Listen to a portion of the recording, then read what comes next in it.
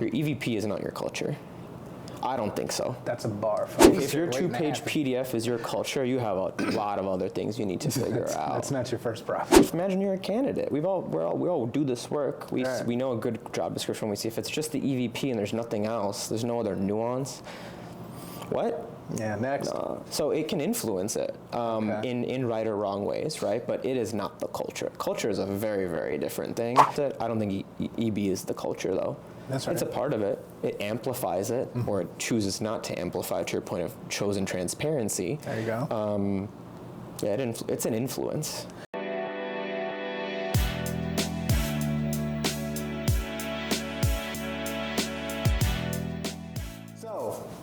Employer Branding Unfiltered, friends, family, welcome. This is our inaugural EB Unfiltered, straight out of the Vision Lab at Shaker headquarters.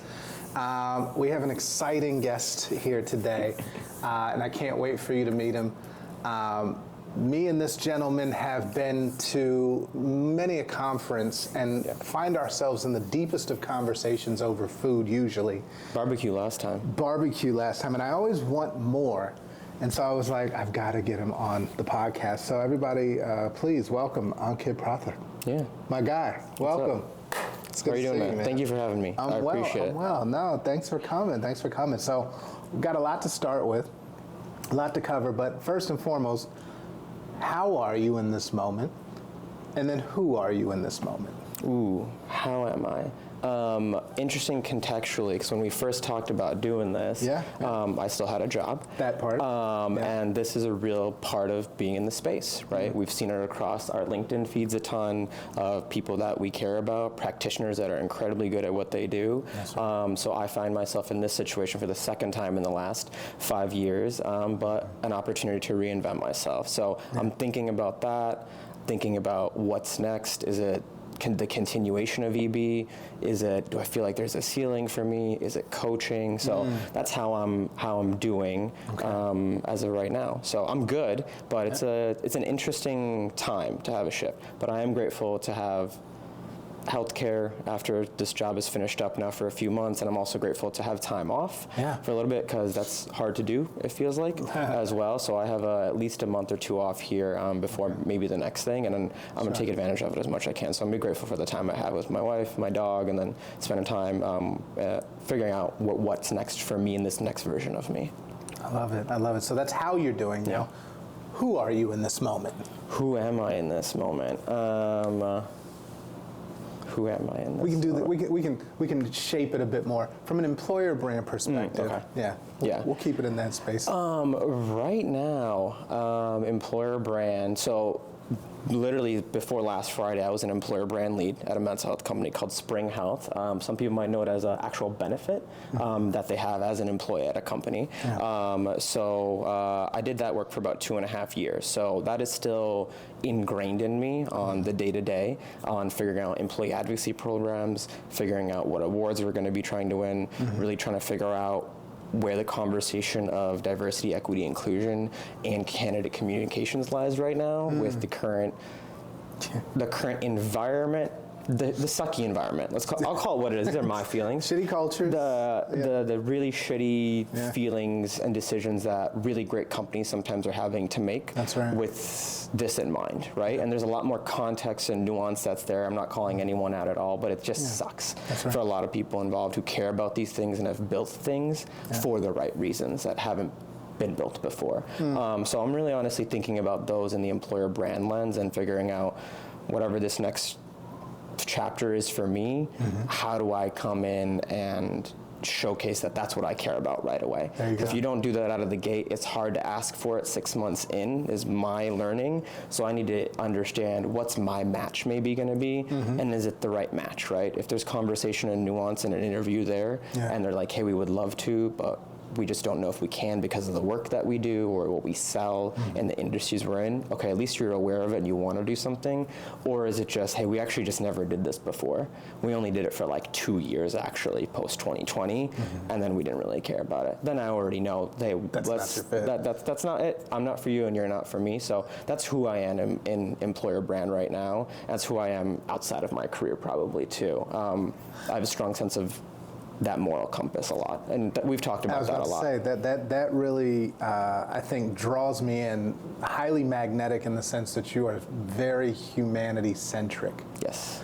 And you've done a lot of deep work in that space personally, and I think it sort of definitely emanates, from an aura perspective. So yeah, of course, man. So thank you for sharing that first and foremost. I would love to know when, and this is a question we ask all of our guests, but when did you first fall in love with employer brand?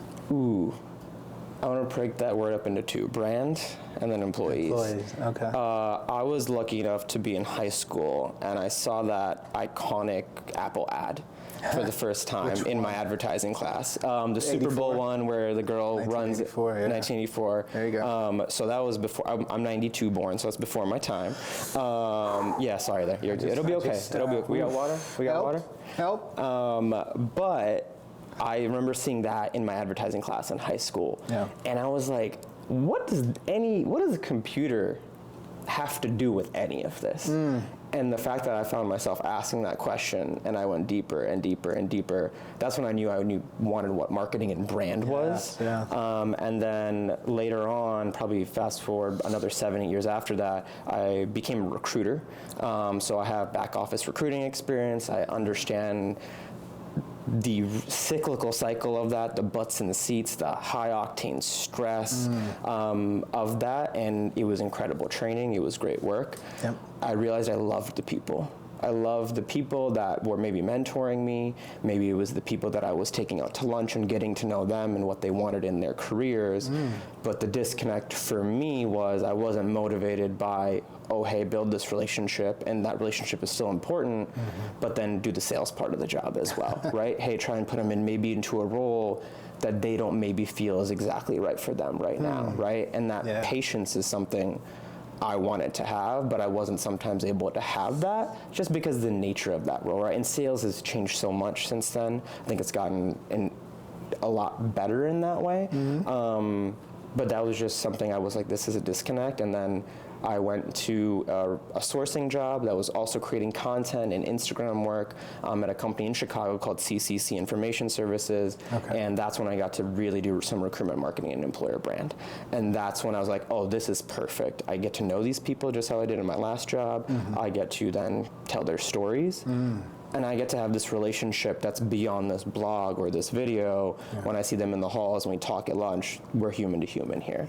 So those two things happened for me, and I've been doing that work now for almost 10 years next year. Sure. Yeah. That's fascinating, and a lot of our guests have gotten, the background of recruitment, social marketing, but it's never like a clear linear pathway to an employer brand leader, right? Like there is no curriculum for this. We didn't go to school for this, but the transferable skills from related or tertiary work just sort of comes together and somebody's like, oh, we need this. Yeah. And you're like, I can do this. And then you start creating your own lane. So you fall in love with the brand part of it before the employee part of it, and the employer part of it. So now you bring both of those together, and then what is it that you learned in the process of developing, let's say from, research, crafting the brand by way of data, and then the creative side? What are the things that you've learned as far as what makes a really good employer brand? And it might be work you've done or just work you've admired. Yeah, everyone is trying to solve the same problem. Which is?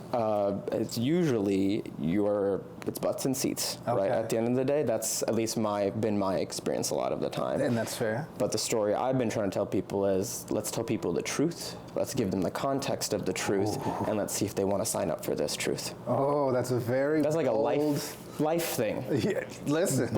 And work is life, right? There's no work-life. There's life is work and work is life. They are intertwined with one another. Sure. So that's where I've been trying to go as much as I can, but sometimes it's hard because you're telling too much truth. And then legal calls. No.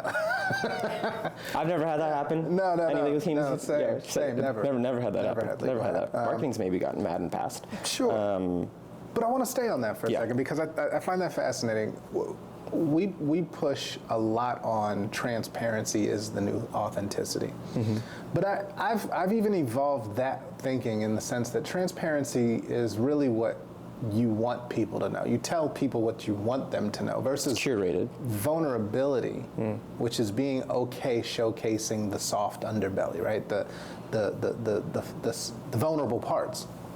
And I think that's what candidates particularly, but even I'd even say more so existing employees want to be able to feel comfortable saying and knowing that the company's okay, being clear about here are our flaws, right? Here are the warts. And if you are okay with those, then you're going to have an amazing experience. You might learn a lot. You're going to have opportunities to grow and things like that. But it's not sunshine and roses all the time. Why aren't we seeing more companies doing that when we know that's what people actually want? I think it takes a lot of emotional intelligence to do something like that. I think scale also matters as well, geographically, that matters a lot. Okay. We were able to do what you talked about, right? I was an IC, as many of us are. I was an IC, and I was able to do that work with my TA leadership team, with my chief people officer, with the chief marketing officer. We were able to do that in my last role because they believed in it, because they knew the truth of it, because when they came and signed up for it, they got the truth to them, right? And a lot of people said, no, I actually don't want that truth. That's not my truth. That's not what I want right now, and that's okay. But we said, hey, we're going the other way of this is who we are, and if you're repelled so far as to say no, that's actually okay. There's no love lost there. There's nothing wrong with that. I think so much of the time it's like, oh, we got to find this perfect person that fits and can amplify us. But do they want that in their current? Maybe they've already done that rodeo before, right? Yeah, everyone wants to build all over again all of the time at a certain pace, at a certain scale. So we were actually able to do a lot of that, and I was able to build toolkits for our recruiting team to say, hey, like some of the reviews that you're seeing, they are valid in that person's experience, but can I give you the context sometimes around why it's like that? That could be different for any company out there. Hey, this is how old of a company we are. We're actually not old at all. We're just a baby, right? I say that pretty often. I'm like, hey, you're a 5-year-old company? You're 5 years old.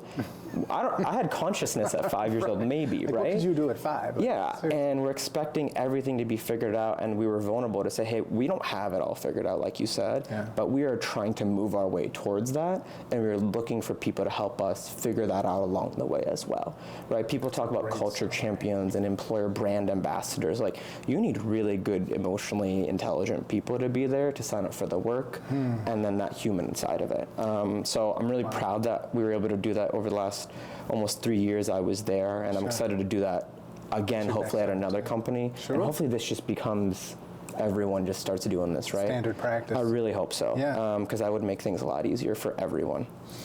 So this is rich. So what did you notice about the culture, right? So people coming in first day, and they're coming into this culture of like, this is who we are, right? Flaws and all. We welcome you in.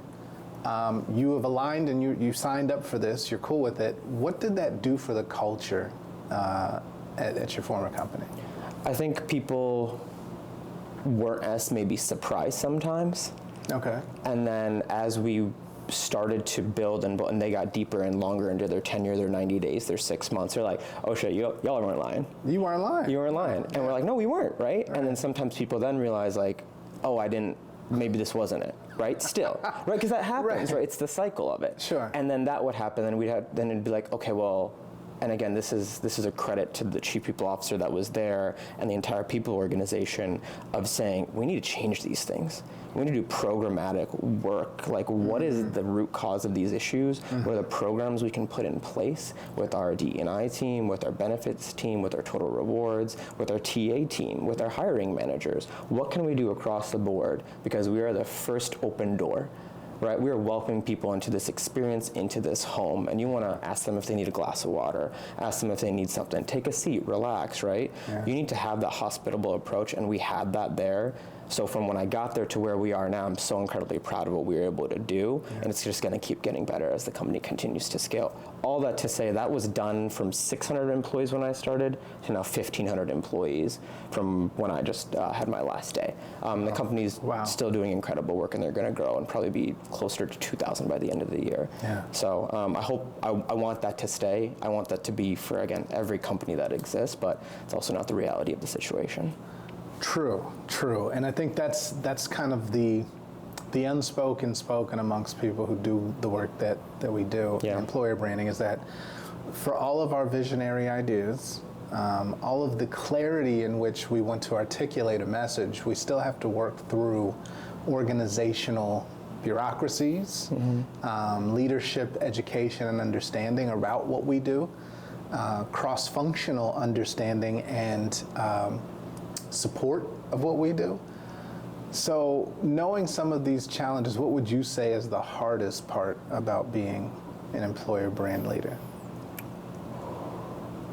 I'm gonna go a little deep here. It's lonely. It's lonely sometimes. In its own ways. That doesn't mean where I was in the past it was lonely, or the few jobs before that I inherently was like, oh, no one's helping me. I don't mean it like that. I mean, like, the work we do is so intimate to what we know, and we are doing so much with so many people in the organization, so many conversations. It's a list, right? It's a litany of amount of individuals we have to get to know, to build relationships with, to convince sometimes. And that can feel, it's like, I told one of my a mentor, something we talked about sometimes was, it's lonely at the top. You know, I love sports, and I think about that in that context a lot in basketball, but it can feel like that no matter what your leveling is, and it can feel lonely sometimes because you're the only one who knows all the context of why these decisions get made or don't get made to do or don't do something. That's right. So I think, to me, if I'm going to get into it, it can feel like that sometimes. And I'm not saying that, like, again, I had great team, great support, but I did feel like, man, who else can I go talk to at the company who's exactly going to get it? And some people really do get it, but maybe they don't know the work as much, right, and what can take there. But I felt incredibly supported while also being vulnerable in those organizations, saying, hey, feeling a little like I don't know where we're going. Where are we going, right? And then as soon as I say that, the vulnerability on my end, the vulnerability on their end, we were able to figure it out, and we were great after that. So loneliness at the top, being in a space within an organization that sought you out for your expertise, right? They knew they needed an employer brand, an EVP, all those things. But then you get there and you find that you have very little support in the sense of colleagues who understand what you do, are supportive of what you do in the sense of, like, can actually provide guidance. So where do you go for resources of support? I went to my TA leadership team. You know, they understood what it was. We tried to learn together in the process on where does the organization want to go here. From there was going to marketing as well, immediately. That is a very important relationship. We'll get there. It's incredibly important, and again, the context at every organization is always different, but that was that. And then for me, I really found a lot of allyship with the D&I leader that was there. Because I think for her in that time and space, she went to school for it, she had worked in this field, but she was at this company, you know, maybe a couple months before me at the same time. So she was in this, it felt like we were in kind of that, right? In our own ways, in our different highways, but kind of like going wrong in the same way and coming back to each other. Those three were probably the biggest one: the TA leadership, the senior director of TA, the TA leadership team, the marketing organization, and then DE&I were the people I leaned on a ton at that time. And as it evolved and I got to build those relationships as individuals, but as the work I did, marketing became, I became part of the marketing team. I became a liaison with that team, with our internal comms team that hadn't been built just yet, with our culture communication strategist, and then it just kept going on with DE&I as well, right? We got to build things and new processes together that helped shape EB, that helped shape DE&I, and helped the outcomes of the goals that we had. Yeah, I love. There's a couple of points I want to circle back to. So the first one being that relationship between EB and marketing or comms, whatever the org setup is. And I promise we're not going down the rabbit hole of EB versus comms. We'll be here. We'll stay out of that, right? But more so, I think there's an evolutionary understanding of how intertwined both of these functions are. Employer brand being a very loud amplifier of culture in an organization, brand or marketing or comms being the voice of the entire organization. And I think those functions, especially for marketing, has a foundational understanding of what, at least tactically, what you're doing, right? You don't have to explain that to them. That's they nice know part. that part. The other part, the part that sort of gets muddied is when there's this talent thing thrown into the mix, and it's like, but you're not selling the product or our service, so how is this benefiting revenue? How do you square this circle, right? And that kind of then lends itself to, so where did you find the most, I hate to use the corporate jargon term of synergy, but alignment between yourself and marketing to where it became sort of this natural osmosis or organic relationship that you built? Something I learned at one of my previous jobs, Rocket Mortgage. It's part of their culture. They call them the isms. And I know a bunch of EB people will go and look up their isms. Rocket Mortgage culture, ISMS, when you guys go into Google. There you go. And they are those are their values, their verbs, their actions. And one of the ones that they had was, it's not about who is right, it's about what is right. I like that. Yeah. Not about who is right. I mean, we can apply that to a lot of things in life. I started doing that with my wife after that, but we won't get into that. I won't bring that up. Tell me how that's working out. We should ask her. We'll bring her on next time. But I have that approach in the work that I do. I said, hey, this isn't about you or me being right and us fighting for the same turf, in lack of a better term. This is about what is right for the company at this point in time, right? So I care about followers, I care about engagement, I care about those people funneling into our website, getting signups, being in a talent community, filling out a form for you. But moreover, I care about our mission as a company of eliminating barriers to mental health. That's mission oriented. So not everyone has that with their company, right? I know your last podcast was about Takeda, and they do pharmaceutical work. So I had a lot of understanding listening to that podcast because the mission is easier to sell in that way, right? But it's not the case for everyone. So I know I had those two in my advantage, and I said, hey, let's do this together. And then I started building programming after that. Here's employee advocacy. You want to build brand? Let's build brand together. This is going to help me, but it's actually just a brand tool. It's not just about talent recruiting. It can be. That's where it came into, right? All these companies. That's not what employee advocacy is, though. At the end of the day, you can't just say, oh, we're hiring every single day, 2-3 times a day from your employees' things, your LinkedIn networks. It gets really boring, it gets really stale. They need something beyond that. And because of our mission, we're able to give a lot more value to those people's audiences and for them to grow their networks. So that is what I kind of told them. And then once there was an understanding of that, I started saying, I have an idea. What do we think? Do we have the time on the calendar? And it was a yes or a no, or let's delay it and maybe time it up differently. And we figured it out after that. So I'm very lucky that I did that right out of the gate, because it's not always, it's usually, it's not, most of the time it's not like that. So the takeaway for me is keep the mission of the organization at the forefront of what you're trying to do. This isn't about egos. This isn't about me getting my way or you getting yours. This is about what's best for the company. So I love that. The other thing I wanted to circle back to was your relationship with DE&I. So many moons ago, I was touting that EB and DE&I were going to merge at some point, right? There would be indistinguishable expressions between the DE&I voice and the employer brand voice. I think over the past 4 years, let's say, that became largely true when we started to see more community-facing messaging around employer brand, right? Where it wasn't just the smattering of the Benetton rainbow colors of people on a career site. There was real deep storytelling. There was humanity given to the various communities and organizations. That's changed a bit over the last few months. Where do you see that natural connection between DE&I and what are you projecting for the future of EB and DE&I's relationship? Yeah. What we were able to do was, you talked about how they kind of just like became part of each other, and that is what we wanted to happen. We wanted them to be like two DNA helixes, where like it's this individual, it's this thing, but it's not there just to be there. Right. This is just part of who we are at the end of the day, and this is how we're deciding to show up. Not because it's any form of potential tokenization. Sure. It's not any form of, oh, we're just doing this to be the stupidest word in the world, woke. What, we're all waking up? What? Like, come on, be better. It was about the mission. Yeah.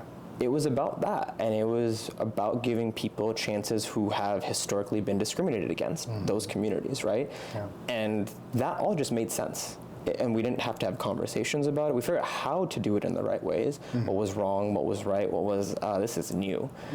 All of that. In the future, in the near term, because of coming back to saying who I am right now, I'm going to be this no matter what. That's not going to change with who I am. Yeah. So for the near term, I'm going to be pushing that as much as I can, as much as that it just needs to be there. Like it's a non-negotiable, to use very corporate-y jargon. You did synergy, I did non-negotiable. We got 2 out of the bingo card. We're even. Yeah, 2 out of the bingo card. Yeah, we're doing good though. We are. We're not doing too much with it. And I think in the future, it'll be better, I hope. But I do think you're going to see, in 2020, you saw a lot of the world changing and be affected by what was happening in the United States. That's right. And companies decided, we're not going to sit back, we're going to do something. We don't know what all of the reasons for all of the companies are, right? Now we have seen a lot change in the first 6 months since November, let's call it. Sure. Can't say we know everyone's reasons, but we can maybe make a guess, right? An educated guess there. Now it's who's really showing up, right? I think that maybe I saw, I didn't get to read the article, so I'm not gonna say I read it. I read the headline that the Marriott CEO maybe had come out and said, hey, we're not moving away from this at all. We're not gonna do this. This doesn't make sense for us in any type of reason.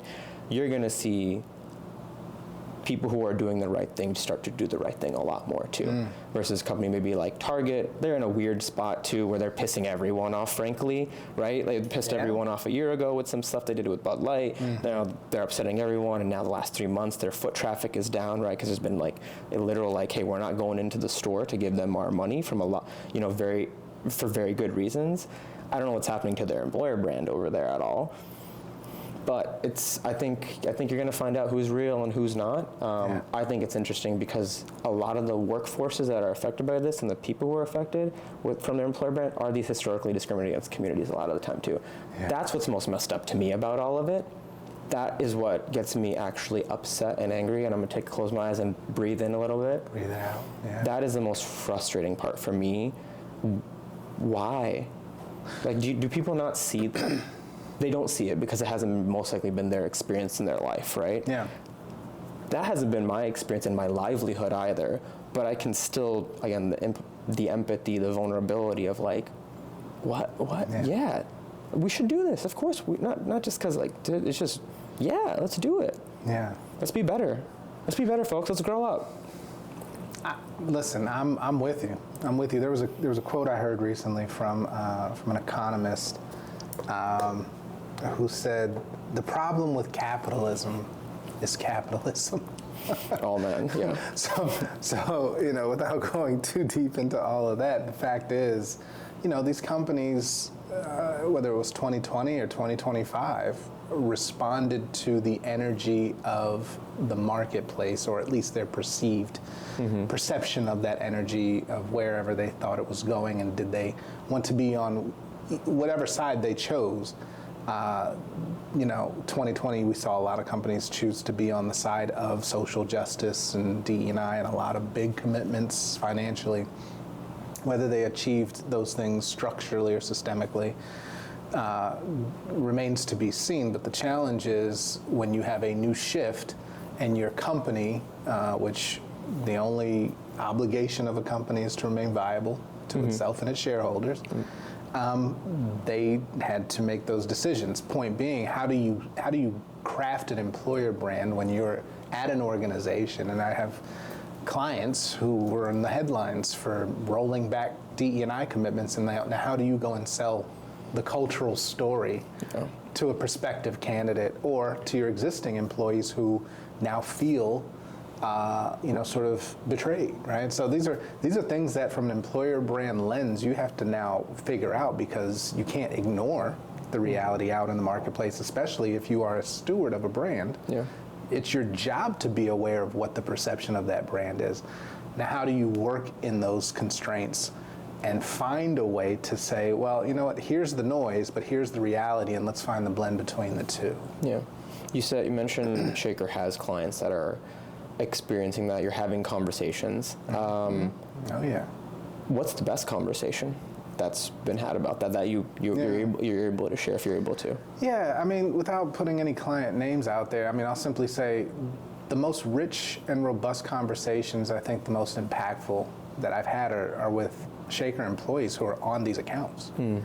Because, there's questions about, well, we've been asked to do X, Y, and Z, or remove this, or pull this campaign because of, these are early days of 2025 where it was like, nobody knew what was going on, what can I do, what can't I do. It was all confusion, so people just retreated. And I've got, colleagues who are like, I really feel a way about having to even be a part of that, but I'm like, you have to remember that these are our clients. Right, and so capitalism is capitalism. Probably capitalism is capitalism. So on the one hand, we have to, sort of separate our personal feelings from the work that we do, right? And I think that that's kind of a universal thing because it will tug at your humanity in some cases. I think what we're starting to see now is a turn where people are like, okay, there's becoming a bit more clarity in terms of what the legal ramifications of doing X or not doing X or Y. And so I'm starting to see more companies saying, you know what, okay, we're clear on what we're going to do now, and we've gotten direction from our internal legal, and especially if you're a government contractor, I think that's even more clear at this point. But it's case by case, right? And it's like, it really calls, and I think even speaking to something you brought up earlier, it's like, what is the leadership going to do to set the tone for the culture of the organization? And that's where that's being called into question, and we're still in it. Yeah, so. And I have deep sympathy for the organizations that are wanting to do it, but also having to figure out internally with their audience of, hey, we want to do these things. We stand for these things so much, right? Because we did before 6 months ago. We didn't think about we didn't think about it, but we didn't want this outcome for this work in this type of way. We didn't want that outcome at all. Yeah. But we do have to respond to the nuance that is there, and I have a lot of sympathy, and that's where the lonely at the top can figure out. There's a lot of DE&I stewards, a lot of people team stewards, employee experience stewards, recruitment marketing stewards, TA stewards, right? Everyone across those teams, marketing stewards, product stewards, across all those places that are like individually feel something, but then also while working there are like, wait, why I came here is part of that ingredient. That's right. Part of that DNA, right? So I have a lot of sympathy for the companies trying to figure that out in the best way possible, because it's so hard right now, because there's a lot of strong feelings, and rightfully so, there should be. I appreciate the companies that are having those conversations internally with their audiences, and my previous companies doing that at a very high level, hosting AMAs, sending email communications out about things, hearing employees out about what can be done, and then being real, internally as well. So shout out to all those people who are trying to do that work too. Shouts out. Yeah. Yeah. So look, we got there's a debate heavy in the EB community of where does EB sit. Oh, this is always fun. Well, so I want to add some nuance to that. We've talked about how employer brand initially got its stage through talent acquisition. there's a case to be made that EB goes well beyond talent attraction, right? In talent engagement, talent retention, you name it. I want to get your take on EB's role in shaping culture, especially where there might be, issues within the culture. What role should or do you see EB playing in culture shaping, not just sort of culture expression or articulation? EB, from my experience, EB can influence it.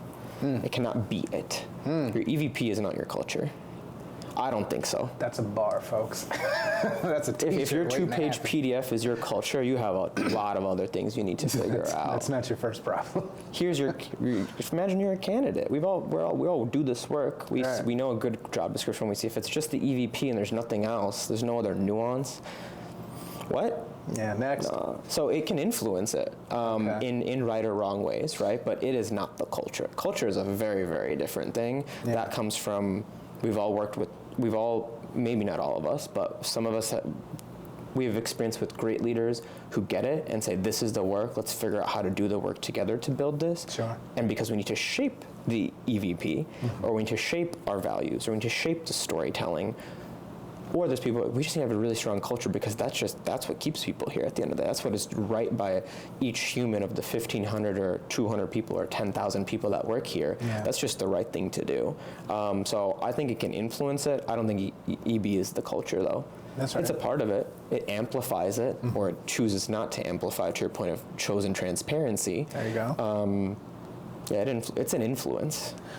I wouldn't disagree. I do believe that EB is a partner in culture, not a producer of it. So we're on the same page there. And I think the nugget was you can't hand over your culture on a document, right? Like that's not how culture works. It's lived. Yeah. It's an ethereal thing that that we agree on, but you can't necessarily document and ask somebody to follow it to the letter of the law, right? The culture is evolving, it's shifting, it depends on leadership. There's so many factors that shape culture, but there has to be some definitive things that are part of who you are at the core, right? Like your roots. The adjectives of the action, the motion you're trying to take. Right. Like every single day. Yeah. How do we talk to each other within the organization? How do we hold each other accountable? How do we celebrate each other's wins? Or how do we coach each other through challenges? Like how are we there for each other? There's so many things that you can't put on paper, right, that you can just communicate orally, I think, and through action and modeling. Yeah. EB's job, I think, is to be that lens capturing all of that and then showing people who aren't a part of it, this is how we roll. If you feel that, come with us. Yeah. We're happy to have you. You think you can add more, or you can give us something a little bit of different flavor? Right. Let's do it. Right. It's not just this one thing. It shouldn't be this one thing. Agreed. Challenge is that when you put it in TA, do you find that it sort of clamps that ability to be more encompassing of a broader culture if your first premise is talent attraction and nothing else?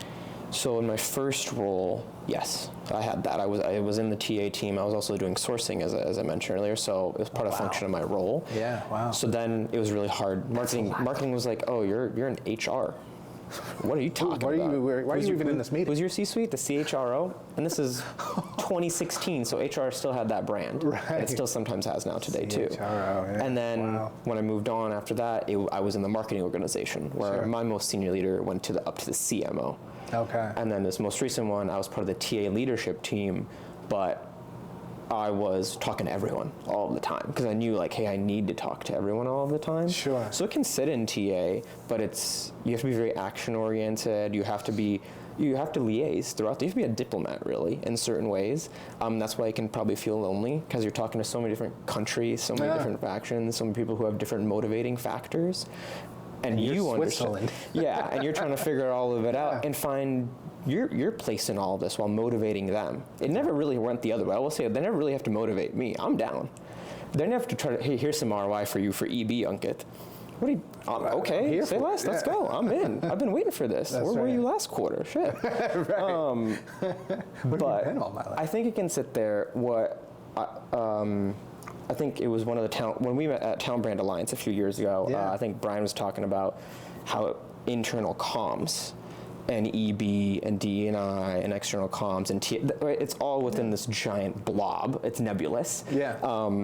I think there's that component that sticks into that. I would actually say, I think internal comms has an even more, it also influences, but it has even more power than EB does to influence culture sometimes. Because that is directly how you're communicating with your people daily, weekly, multiple times a day. And I think that's real. I think it's just, we try to bucket each other all of the time because it's easier in our brains, but like we all just got to work with each other all the damn time. Right. It's just easier that way because then you have so much nuance and context, and then you don't get upset, and then you don't get mad, and then they understand you. Like, it doesn't need to be the way it's been built. Oof. Ooh, you might have just changed somebody's job description with that one right there, man. But that's the hard part, right? Because you can see, like, to your point, I've never seen a team where there's like EB leader, internal comms leader, external comms leader, creative or social, and like I've never seen a team where it brings all of the necessary pieces like Voltron, like, and then brings like this powerhouse together. We're always siloed trying to figure out how best to work with each other. I think that might be the evolutionary move to bring those department pieces together as one team to go and do employer brand from all of these different angles. It's very much a hub and spoke model in that regard, but I've never seen that done. I want to see that. Yeah. I want to touch on a couple more things before, I know your time is valuable, and I really appreciate having you here. This is a good conversation. Yeah, this is awesome, man. Activation, right? We've done the research, we built the brand, now you got to tell people about it. There used to be a time in a world where money flowed for activations. And now I think everybody's pretty much strapped to do more with less. Yep. But this thing has to be brought to life. And I want to get your take on what do you think it takes for a really good activation to bring a brand from conceptual to creative to now distributed amongst the employee population and the world abroad? There has to be an intellectual honesty that no one knows who the hell we are. Ooh. We have to say we all agree on that. Ego aside. Yes, we all have to agree on that. No one knows who we are because maybe we're 2 years old. Okay. Or maybe we've only worked B2B this whole time, right? So they might know us because we build software for Allstate, for car insurance. They use our software every day, but let's make it so there's something in their brains they can imagine themselves doing it. So doing that, bringing creative in very, very early. Like there's probably a theme throughout this 60 minutes of I'm all about go build those relationships right away. Yeah. Right, because it's going to take time. You can't force it. When you force a relationship, it usually doesn't work out how you want it to. It's kind of awkward. It's weird, and you're like, hey, you're talking to me too much. Usually laws against that too. Yeah, probably. Force people to like you. Yeah. My mind's going to a different place now, but we'll come back. We'll come back. Cut. And we're back. But doing that early on with creative, with who are the stakeholders making the decisions, who's got the safe open, who knows the combination to the moolah, what's the money, what are their motivators, what have they been brought in to do as a C-suite or a VP or an SVP, and how do you fit into that? That's why I've talked about employee advocacy earlier. I love employee advocacy. Yeah, it's just advocacy. Like, it's just brand building, engagement building, content making. Yeah. It takes a lot. Oh yeah. But it helps so much because you have the wall of books over here. People Buy You was one of the books on the inspiration wall here. I haven't read it, but we hear this in sales all the time. People want to work with people they like. People want to buy things from people they like. We've all had salespeople that just keep hitting our line, and you're like, dude. Yeah. Someone you're dating just keeps blowing you up because you haven't responded in like 45, 50 minutes or something. Like, we just talk. We just got off the app. What are you talking about? That's right. And then it's just like that, right? People have to like you, and I think that's an important part. So that activation piece, at least, I think it's in the scale I've worked in, I think that is one lever that you can very easily pull. Sure. but build it earlier on for the right reasons. Just don't build it for one reason. And then scope and money, like you said, harder to come by. Being asked to do more with less. Hey, if you're taking that away from me, and I had that last year, what are your expectations this year? Yeah. Let's ask the question. Sure. You can't expect me to give what's your stock investment portfolio doing? if you don't keep investing into it, what's it actually going to be? Is it going to grow? I probably not. I don't think that's how compounding works. Again, you say it much more kinder, right? Than me being a little snarky right now. But if you put it into that context, I think it can help a lot for people. And also I try not to get mad anymore about it. I used to get really upset in my feelings early on in my career about this. It felt really personal. I'd be like, sure. Hey, you don't want to make that decision? Yeah, you're an adult. Okay, cool. Just understand that it can't come back. When it comes back and you ask me why it's not happening, I'm probably going to be like, I think it's because we got off that job board and we stopped maybe having ads, or we let go of the designer for whatever, or we stopped posting twice a week for employer brand. Yeah. Oh, we got rid of that software for a talent community. Oh, we don't have video budget after our videos are 5 years old. Yeah, it's presenting, here's what you say you want, here's what we need to get it done. If we can't get what we need to get it done, then we have to change what you want. Yes. And it's a very simple conversation. But TLDR, thank you. Yes. Yeah, nobody really wants to have that conversation because everybody wants what they want, and I get that. Yeah. Fine. Whole nother conversation for a whole nother podcast. Last question. Okay. You chose a book off our inspiration wall. For those folks at home or wherever you're listening, we have an inspiration wall in the Vision Lab where our guests can choose an item that sticks out to them, that calls them as inspiration. And Ankit, in due fashion, picked a book.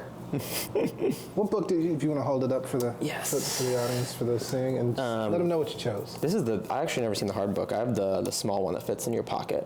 Yeah. But How to Win Friends and Influence People. This has been around. Iconic book. 70s? 1900s. 1936. Yeah, oh yeah. Wow, I actually did not Old know school. that. Yeah. This has built many a company. Iconic company, by the way. Yeah, the lore for me behind this one is that my kaka, means my uncle, in Gujarati, my kaka took me when I was 12 or 13 to a Barnes & Noble, and he was probably at least 7 to 10 years older than me. He was immigrated here, now a doctor, but was going into med school. It's like, this book has changed my life. Oh, wow. He gave it to me, he bought it to me at that age, and I still have that book. I'll clip this and send it to you. I still have that book at home, and it's a smaller book, so it sits at the top. It's there. Now, have I ever finished the book? No. I have not once finished. I will admit to that. I have not once finished it, but I have read the first 25 pages of the book probably 10 to 15 times about the setting of the guy who had robbery, the abduction that happened, and the letter, and how there was still sympathy and empathy in that moment. And I think Dale Carnegie talks about that, and that has always stuck with me when I've needed that reminder for myself, for my peers, or the people in my life of like, no matter what is going on, it does not mean this person is this way. It does not mean this is who they are. And that's been extremely powerful for me. So that's why I chose it. I'd love to find out what happens next and the rest of it. I mean, I think by the time people see this, you might have read a few more pages. I think I'll probably pick it up today. And this might have been the call. I have a callback. I have a flight tomorrow, and I think I'm bring that another book. There it is. Yeah, I'll bring my highlighter and everything. So listen, I'm glad that we are able to help extend the journey that started so long ago. Yeah. Have you read this? I have. Okay. I have. Yeah. I mean, early in my marketing days, it was really, I'm soaking in so many breadcrumbs and trying to figure out how best to connect. And between this and life books and spiritual books and all that, this is part of the library for me. So yeah. So I'm excited to pick it up again. So I got the final question. Okay. And this question is one that, in true format, we have our guests ask a question or answer a question that was left by a former guest. I'm gonna write this one down just Yes, so I get it right. And then you'll leave one for our next guest. So okay. The question that our last guest left for you is, what is the one thing that you don't like about employer branding or talent attraction right now that you want to change for the better? TikTok. All right, thanks for joining us, folks. It was good. It was good. Say more. I think it is such a cool. I love social. I grew up. I remember let me not go into all that. It's TikTok.